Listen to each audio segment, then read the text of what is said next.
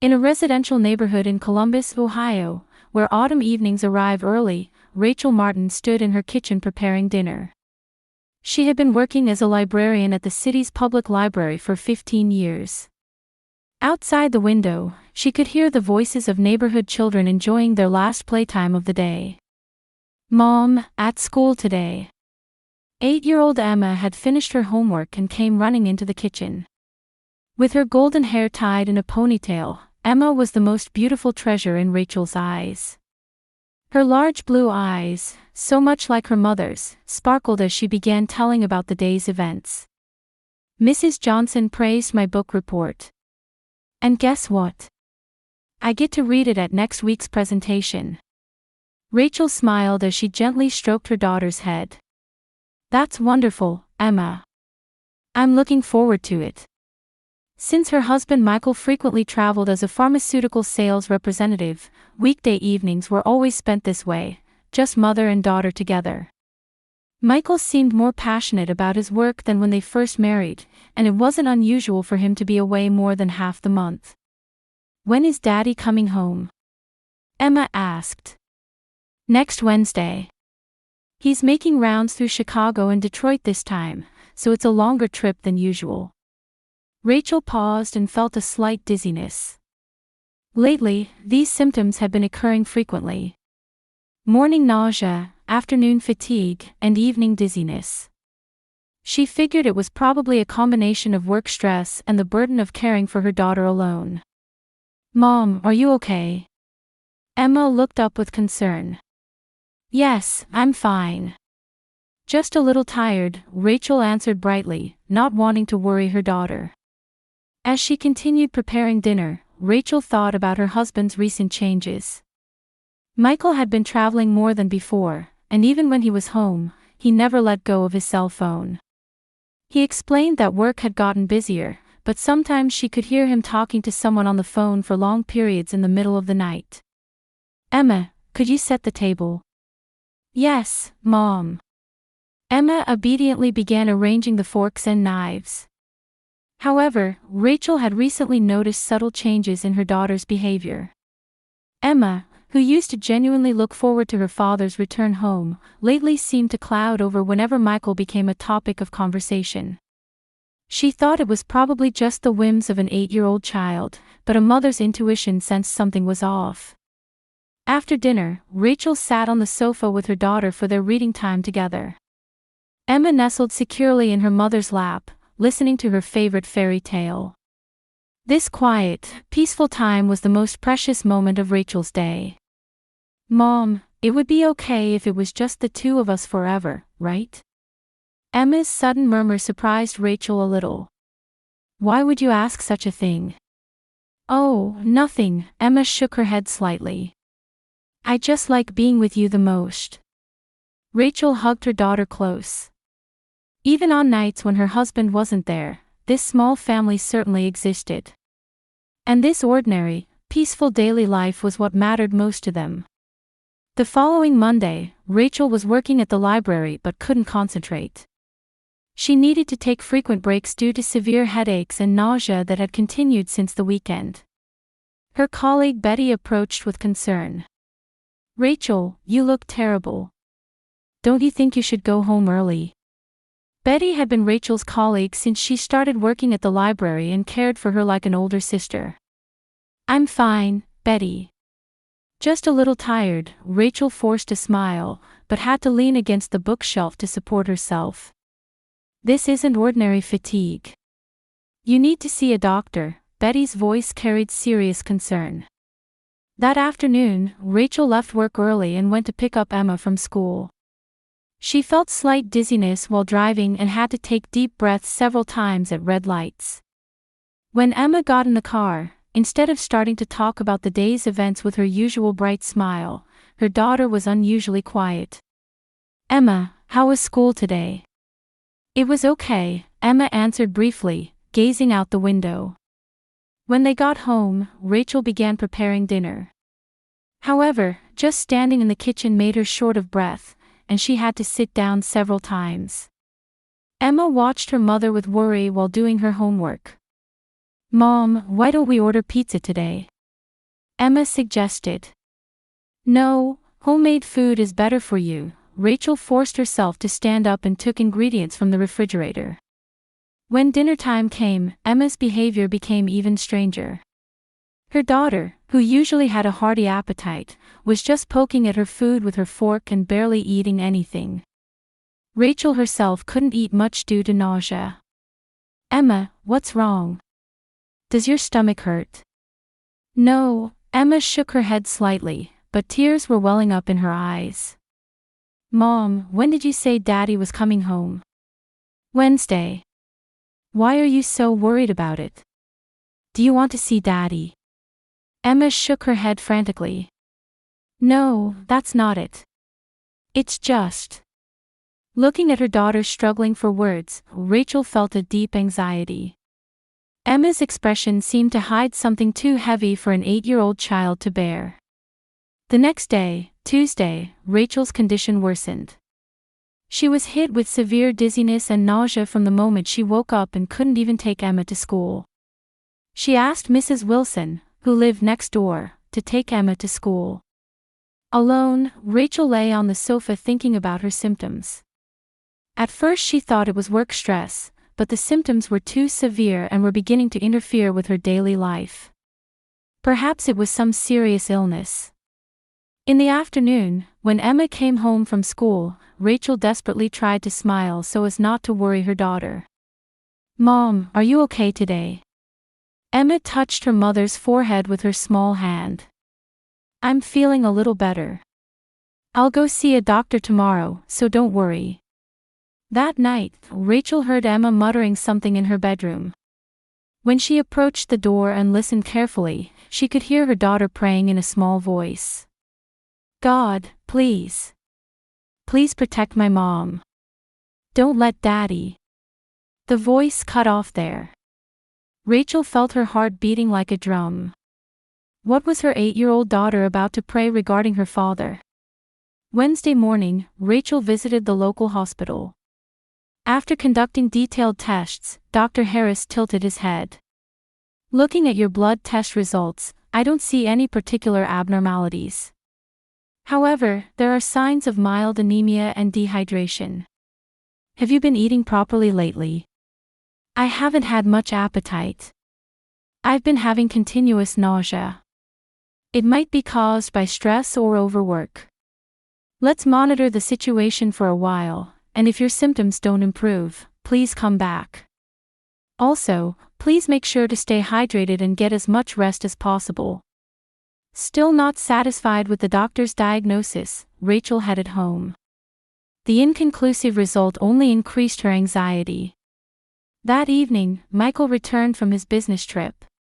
When Rachel heard the front door open, she didn't miss the momentary tension in Emma's expression. I'm home, Michael's cheerful voice echoed. Welcome home, Michael. Rachel went to greet her husband at the entrance despite feeling unwell. Michael frowned when he saw his wife's face. Rachel, you look pale. Are you all right? I haven't been feeling well lately. I saw a doctor today, but he said there was nothing particularly wrong. I see. You're probably tired from being busy at work. You'll surely feel better if you get some rest. Michael placed his hand on his wife's shoulder, but there was something unsettling about his smile. Emma sat as if hiding behind the sofa, avoiding eye contact with her father.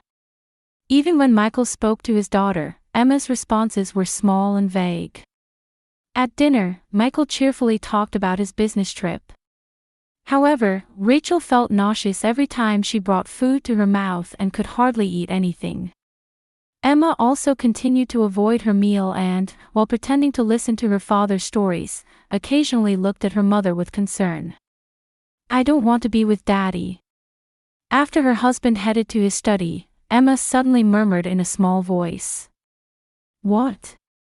Rachel asked back. Nothing. Emma frantically shook her head and ran upstairs to her room.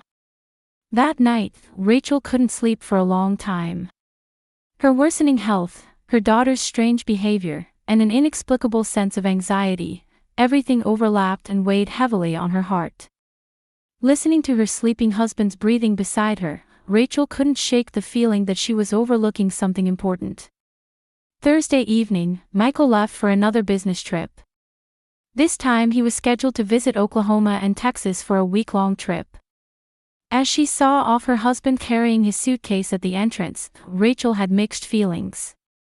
While there was the burden of caring for her daughter alone while her husband was away, seeing Emma's recent behavior made her feel that perhaps her daughter was more comfortable when her father wasn't around. "Have a safe trip," Rachel waved from the doorway. "Don't push yourself when you're not feeling well. Please take care of Emma too." Michael kissed his wife and headed to his car.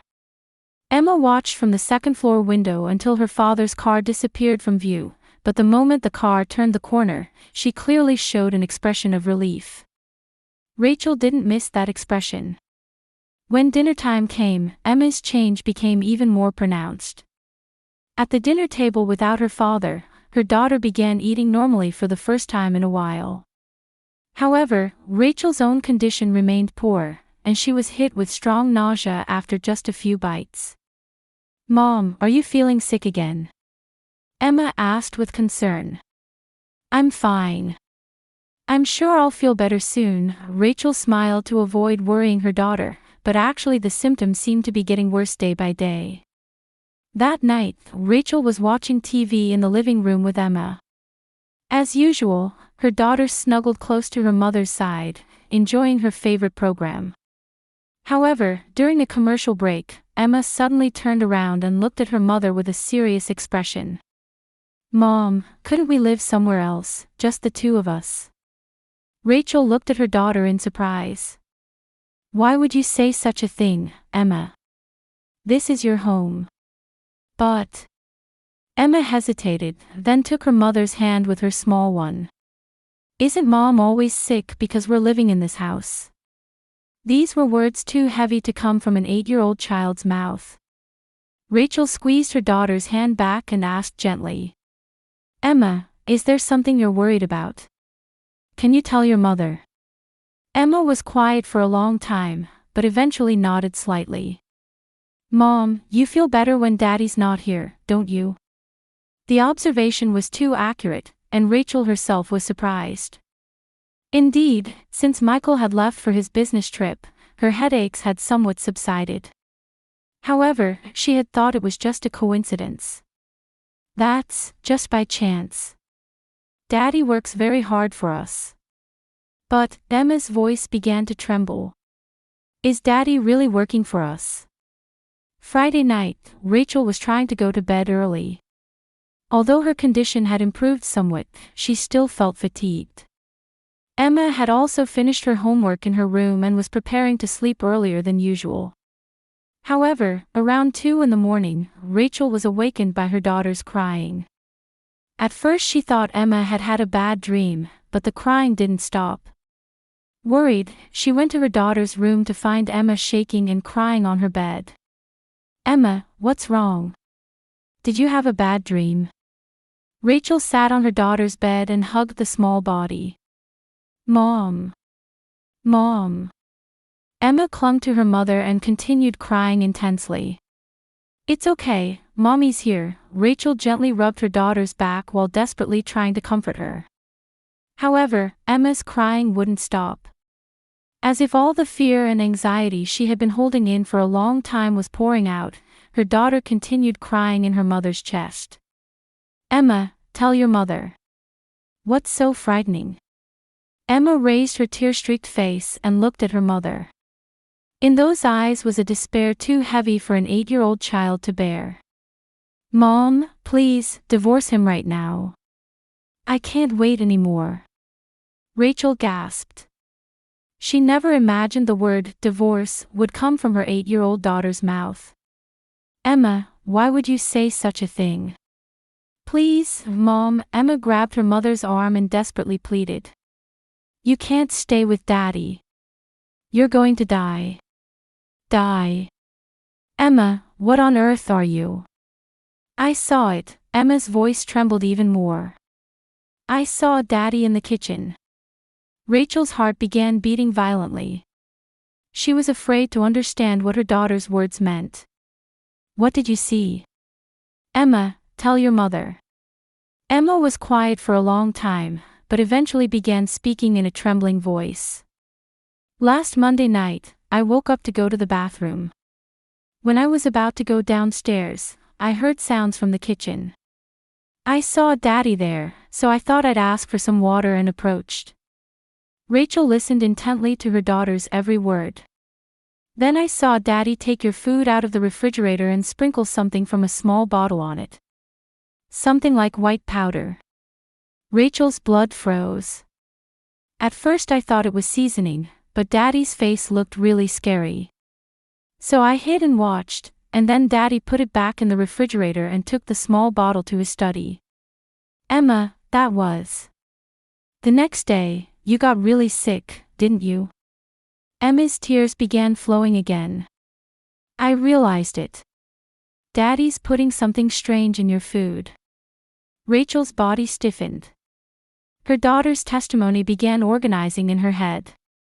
The timing of her own health problems, the symptoms easing during her husband's business trips, the reason Emma didn't want to eat, everything connected in a single line. Emma, did you really see this? Are you sure? I'm sure, Emma nodded firmly. That's why I was scared to eat the same things as you. When Daddy was home, I tried not to eat as much as possible. Thinking that her 8-year-old daughter had been carrying such a terrifying secret alone made Rachel's chest feel like it would burst. Why didn't you tell me until now? I thought you wouldn't believe me. And if Daddy found out, next time I might also. Emma choked on her words. Rachel held her daughter tightly. I'm sorry, Emma, for making you carry such a heavy burden alone. Mom, please. Call the police. If this continues, you're going to die. Rachel's trembling fingers reached for her cell phone. Her love for her husband, her wishes for their family, everything crumbled in an instant. However, what mattered most now was her own life and, above all, the safety of this brave daughter. Emma finally showed an expression of relief on her mother's lap. She had finally been freed from the fear she had carried alone for so long. Late at night, Columbus police patrol cars quietly slipped into the quiet residential neighborhood. Emma stood hiding behind her mother, gripping her mother's robe with her small hands. You're Mrs. Martin. I'm Detective Johnson. A female police officer politely introduced herself. Behind her stood a young male officer and a forensics team. Please tell us more about the details of your report. Also about what your daughter witnessed. Rachel led the police officers into the living room and sat on the sofa with Emma. Her daughter still snuggled close to her mother and occasionally looked anxiously at the officers. My daughter Emma says she witnessed my husband putting something in my food, Rachel began explaining in a trembling voice. It seems to coincide with the timing of my recent health problems. Detective Johnson took out her notebook and began recording the details. What specific symptoms have you been experiencing? Severe headaches, nausea, dizziness, and fatigue. The symptoms worsen when my husband is home and ease somewhat when he's on business trips. Emma, can you tell us what you saw? Detective Johnson spoke to her daughter in a gentle voice. Emma buried her face in her mother's lap, but eventually began speaking in a small voice. Last Monday night, when I got up to use the bathroom, I saw it. I saw Daddy putting white powder on Mommy's food in the kitchen. Where did that white powder come from? From a small bottle. After he finished, Daddy took that bottle to his study. Detective Johnson exchanged glances with her colleague. Mrs. Martin, where is your husband currently? He's on a business trip in Oklahoma. He left Friday for a week-long trip. I understand. Could we have your permission to search the house?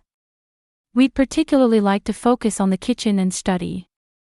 Rachel agreed without hesitation. The forensics team entered the house and began carefully searching for evidence. Emma watched the work with interest from her mother's lap. The relief of being freed from fear was showing on her daughter's face. 2 hours later, the leader of the forensics team rushed up to Detective Johnson. "Detective, we found it." The male forensics officer brought an evidence bag. Inside was a small glass bottle with something written in small letters on a white label. "We found it hidden in the back of a desk drawer in the study." Detective Johnson received the evidence bag and read the label. Her expression became grim. "It's an arsenic compound. A substance called arsenic acid that causes chronic poisoning when ingested in small amounts. The symptoms perfectly match what Mrs. Martin has been experiencing." Rachel gasped. The reality that her husband had truly been trying to poison her was thrust before her. "We found other things too," another forensics officer approached. "We detected trace amounts of arsenic in food items in the refrigerator. Particularly high concentrations in foods that appear to be Mrs. Martin's exclusively." Emma murmured quietly, "I knew it, what I saw was real." Detective Johnson gently stroked her daughter's head. "Emma, you were very brave. You saved your mother's life." As the investigation progressed, even more serious facts came to light. Records were discovered on the study computer showing that Michael had been researching life insurance. The life insurance policy on Rachel had been increased from the original $100,000 when they married to $500,000 recently. "Your husband significantly increased the insurance amount 6 months ago. The purchase of the poison also began around that time," Detective Johnson reported. There was an even more shocking discovery. Analysis of Michael's cell phone call records and messages revealed the existence of a mistress. The woman was a Chicago resident named Samantha Davis. Based on the message content, it appears your husband was planning a new life with her. There were multiple exchanges of messages like, "Once everything is settled, let's move to the West Coast together." Rachel held her head. The man she thought was her loving husband had actually been trying to kill her for insurance money. And he had been planning a new life with another woman. Perhaps their 10-year marriage had all been a lie. "Mom, are you okay?" Emma looked up at her mother with concern. "Yes, I'm fine. Thanks to your courage in telling the truth, we were saved." At 7 in the morning, an arrest warrant was issued for Michael. In cooperation with police in Tulsa, Oklahoma, Michael was taken into custody at his hotel. The charges were attempted murder and insurance fraud. When Rachel heard the news over the phone, she was hit with complex emotions. Relief, anger, sadness, and feelings of betrayal all mixed together. "Mrs. Martin," Detective Johnson spoke gently. "You need to receive detailed medical examination at a hospital immediately. We must begin treatment for chronic arsenic poisoning." "I want to go with you," Emma said in a firm tone. "Of course. But what about school?" "I'll stay home today and be with Mom. I'll explain to my teacher later." Hospital tests revealed arsenic levels in Rachel's body that were 10 times higher than normal. According to the doctor, if she had continued ingesting it at that rate for a few more weeks, it would have become life-threatening. "Fortunately, we discovered it in the early stages of chronic poisoning. With proper treatment, we can expect a complete recovery," the attending physician explained. Meanwhile, Michael initially denied the charges during interrogation, but eventually confessed to the crime due to physical evidence and testimony from his mistress Samantha. Samantha claimed she initially hadn't been informed about Michael's plan, but recently he had approached her saying, "Let's get married once my wife dies from illness." Rachel sat on the hospital bed with Emma, looking out the window. The afternoon sunlight warmed the room. "Emma, thank you so much. If it weren't for you, I would have." "Mom," Emma took her mother's hand. "We can be together forever now, right? No one will bother us anymore." "Yes, that's right. Let's start a new life together, just the two of us." 1 year later, in the spring, at the Columbus County District Court in Ohio, the verdict for Michael Martin was announced. He received a 25-year prison sentence for attempted murder, insurance fraud, and multiple related charges. Rachel and Emma, sitting in the gallery, quietly watched that moment. After the verdict, Rachel left the courthouse holding her daughter's hand. Emma, now 9 years old, had grown much taller than a year ago, and brightness had returned to her expression. "Mom, it's all over now," Emma looked up at her mother and said. "Yes, it's truly over," Rachel smiled. "Now our new story begins, just ours." The year following the incident had not been an easy journey. It took 6 months to completely remove the arsenic from Rachel's body, during which time frequent hospital visits and drug therapy were necessary. Fortunately, as the doctor predicted, she made a complete recovery and now felt healthier than before the incident. Psychological recovery took even longer. The shock of having love and trust for her husband of 10 years crumble overnight was more serious than imagined. However, through repeated sessions with a professional counselor and participation in support groups with women who had similar experiences, she was gradually able to heal her emotional wounds. Emma also received regular sessions with the school counselor. The experience of witnessing her father's terrifying crime at age 8 and bearing the heavy responsibility of reporting it to adults had deeply affected her heart. However, children's resilience is wonderful, and with proper support, Emma continued healthy growth. Her work at the library also became a great support for Rachel. Betty and everyone at work provided warm support. Even when the incident was reported in the local newspaper, library users continued to treat her kindly. Rather, many people were moved by Emma's brave actions and sent numerous letters and cards of encouragement. "Mom, flowers were delivered to the library today, weren't they?" Emma asked when she came home from school. "Yes, from a third-grade class at an elementary school in the neighboring town. They wrote that they were inspired by your story." Emma smiled happily. "Did I really do something that amazing?" "You did something very amazing. You didn't just save my life, you saved our future together." Financially, the situation had also improved. The life insurance policy Michael had taken out was naturally invalidated, but the insurance company paid compensation following the incident. Also, the house that had been in Michael's name became Rachel's property through the divorce proceedings. Life that would have been difficult on just a librarian's salary was now stable. The biggest change was in the mother-daughter relationship. While they had been a close parent and child before the incident, now a true partnership built on deep understanding and trust had been established.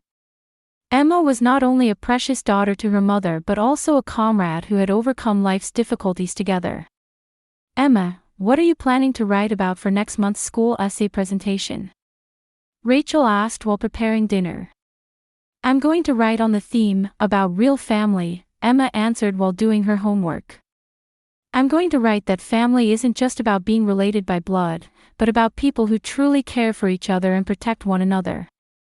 Rachel stopped what she was doing and looked at her daughter. "That's a wonderful idea. I'm sure it will be an essay that touches everyone's hearts." That night, Rachel sat on the sofa with Emma, reading their favorite book. Outside the window, spring rain was quietly falling, announcing the season of new greenery. "Mom, we're happy, aren't we?" Emma looked up from her book and said. "We really are. Because you're here with me, I'm very happy." "Me too. Because you're here with me, I'm not afraid of anything." The two smiled at each other and turned their attention back to the book. With the gentle sound of rain outside serving as a lullaby, mother and daughter spent peaceful time together.